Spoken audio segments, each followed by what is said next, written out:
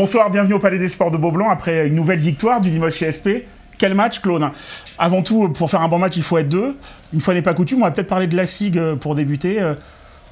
Oui, une équipe diminuée à l'heure actuelle, mais qui a eu un gros passage à vide en première mi-temps, puisque le CSP leur a mis un 18-0, alors qu'on avait commencé par un 6-1 contre nous, qui a été très maladroite en première mi-temps. À l'image d'Andersen, qui n'a rien mis en début de match. Et qui en deuxième mi-temps nous a fait peur, on va le dire, parce qu'on les voyait revenir. Ils sont revenus à 2 points, donc beaucoup de courage. Lacombe a fait un énorme travail en pénétration et ressortait sur leur meneur, excusez-moi j'ai perdu le nom. Santon et Campbell. Les sur deux Campbell surtout, et donc on a eu peur. Mais bon, le principal était de gagner ce match, nous l'avons gagné. Et j'ai pris beaucoup de plaisir. Je pense que dans vos questions et tout, je serai quand même moins dur que le dernier débriefing que contre le Havre, parce que j'ai beaucoup aimé l'équipe. J'ai eu peur, comme tout le monde, mais on ne peut pas être sur un match dure 40 minutes, c'est long. Ce qui m'a beaucoup plu, c'est qu'à chaque fois qu'on était dans le dur et tout, il y a un joueur qui a pris le match à son compte et qui a relancé l'équipe. De plus 17, on est passé à plus 2 et jamais Strasbourg est passé devant. Donc ça, pour moi, ça a été vraiment d'une importance capitale. Je tiens à souligner... J'avais été un peu dur contre le Havre. Là, quand il faut être dur, on est dur. Hein.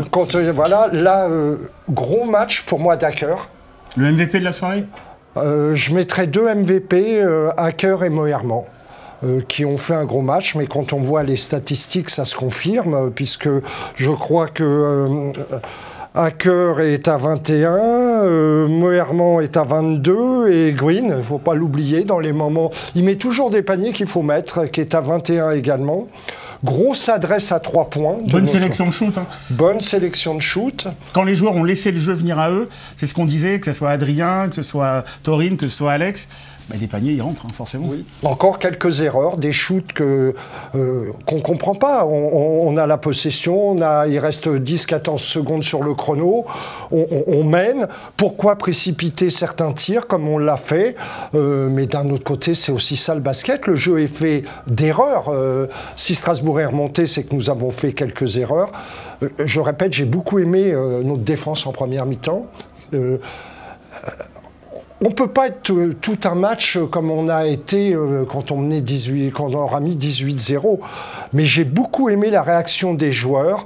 Et que vous l'avez dit, ils se sont succédés pour faire des bons passages. On pense aussi à Johan Petro en fin de match, qui quand on revient, il canalise un peu tout ça. Il y a une image, à un moment on le voit, il prend Nobel, il prend Alex par les épaules pour leur parler, à un moment crucial du match. C'est là l'expérience d'un tel joueur aussi. Petro, autant il a été un peu maladroit et tout, mais on a vu quand il sort, on a vu en défense l'expérience qu'il a et tout, et puis ça, son envergure gêne énormément le poste 5 adverse. Mais ce que j'ai beaucoup aimé, c'est sa rentrée. Je vais dire, il faut en avoir pour faire ça. Il rentre, il met 2 paniers super importants. Donc, c'est sa venue, et même s'il n'a pas des grosses stats aujourd'hui... Ça change le visage de l'équipe. Complètement.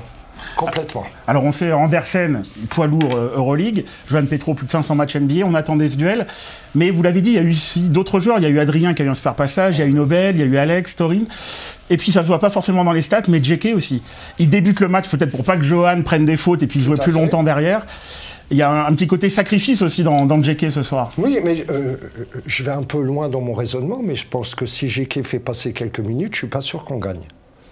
Parce que quand on voit, Johan a quand même beaucoup de fautes. Donc, on avait un gros problème à l'intérieur. JK, chapeau, hein, jouer en étant... Je crois qu'ils vont retirer ses points cet après-midi. Ouais. Il met 5 points, mais... il repousse bien quand c'était lui qui était sur Parce qu'on a vu Andersen, même Duport, ils sont allés le chercher parfois.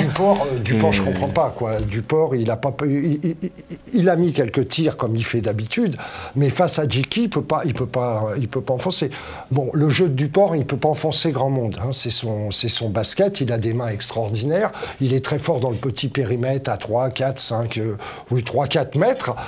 Ce qu'il faut noter aussi, qui a été très très très important aujourd'hui, c'est notre adresse au lancer franc.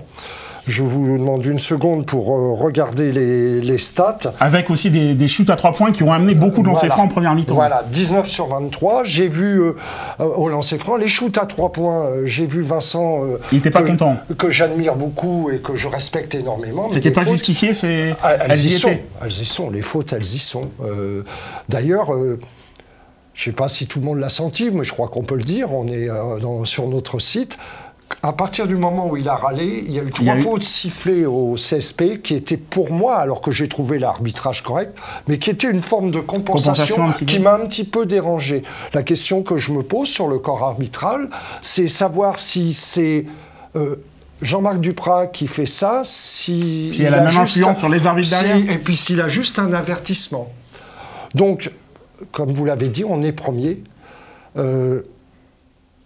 Alors forcément, premier à l'issue de la 22e journée. La suite, qu'est-ce que c'est? La suite, là on confirme. C'est-à-dire qu'on a fait un match énorme à Orléans. Parce que ça, bon, on n'a pas eu l'occasion d'en parler. On a eu 25 minutes extraordinaires. Un déclic peut-être ce match d'Orléans après, oui, je pense. Après la défaite de mardi. J'ai beaucoup aimé le comportement d'Adrien. C'est-à-dire qu'il a mis des actes sur ses paroles qu'il avait dit. C'était pas évident. Il tendait un peu des bâtons pour se faire battre quand même. Et il a assumé. Et il a assumé. Et là, ça fait 2 matchs quand même qu'il assume complètement. Il a l'air de retrouver un peu d'adresse à 3 points. Comme par hasard, on a envie de dire. Bien sûr, bien sûr. J'ai beaucoup aimé aussi la rentrée de Gaylor.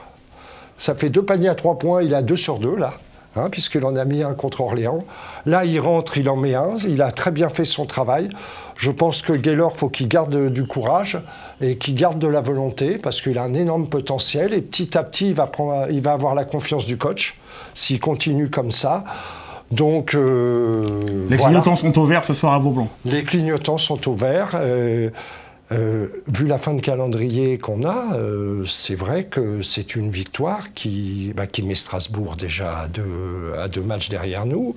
On a fait le trou sur quelques équipes.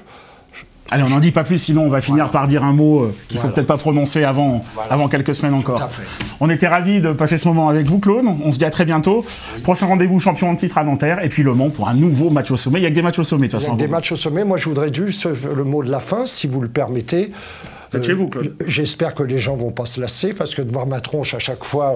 Comment est-ce qu'on peut se lasser de l'Indien Claude Golotny à Beaublanc? C'est impossible. Voilà, donc on se dit rendez-vous pour le match du Mans, alors. Rendez-vous pour le match du Mans, et j'espère qu'on ne prendra pas une rillette.